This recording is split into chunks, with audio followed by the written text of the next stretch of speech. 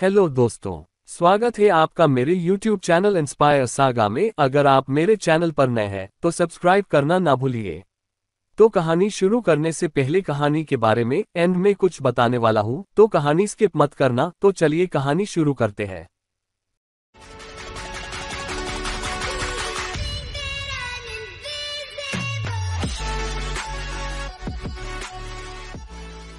सितारों से चमकती रात थी। गांव के किनारे एक पुरानी हवेली का साया डोल रहा था।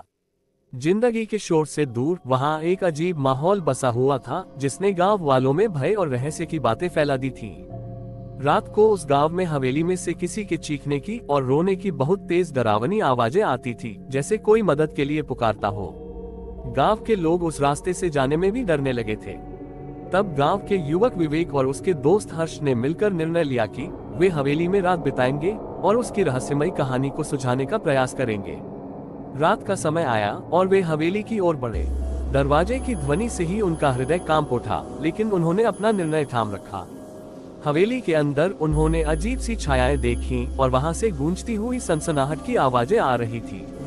विवेक और हर्ष ने धीरे धीरे एक कमरे की ओर कदम बढ़ाए। वहां कुछ पुराने बर्तन पड़े थे। एक खिड़की से चांदनी की किरणें उन बर्तनों पर झिलमिला रही थी। तभी विवेक और हर्ष की नजर उन बर्तनों पर गई तो उन्हें वहां एक लड़की बैठी हुई दिखी, पर वो सिर्फ चमकते बर्तनों में दिख रही थी। विवेक और हर्ष डर गए, क्योंकि वो एक आत्मा थी।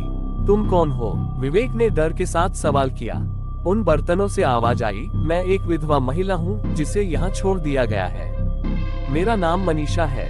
विवेक और हर्ष की आंखों में आश्चर्य छाया, लेकिन वे आगे बढ़े और मनीषा के साथ बातचीत करने लगे। उन्होंने सुना कि मनीषा को यहाँ छोड़ा गया था जब वह बच्ची थी। तभी उसकी शादी कर दी गई थी और शादी के अगले दिन उसके पति की सड़क हादसे में मौत हो गई थी। तो उसके ससुराल वालों ने उसे उसकी मौत का कारण समझा तो उसे बहुत मारा और बुरी हालत में इस हवेली में बंद कर दिया था। पूरे शरीर पर घाव थे, खून बहे जा रहा था। इतनी बुरी हालत करके उसे उसी हवेली में जिंदा बंद कर गए थे। वो 2 दिन तक ऐसे ही भूखी प्यासी तड़प तड़प के मर गई थी।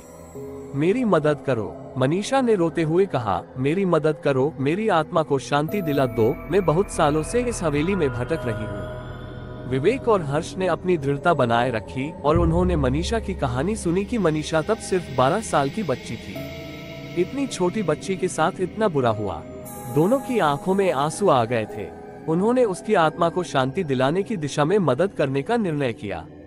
मनीषा के मार्गदर्शन में विवेक और हर्ष ने विशेष रीति रिवाज के साथ हवेली में पूजा की और मनीषा की आत्मा को शांति दिलाई। हवेली में से आवाजें आनी बंद हो गई थी। गांव में भी डर का माहौल खत्म हो गया था। गांव में सब कुछ पहले जैसे हो गया। गांव में सुख शांति बन गई।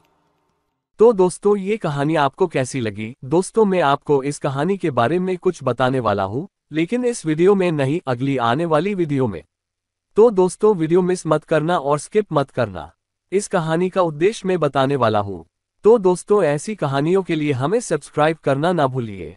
धन्यवाद।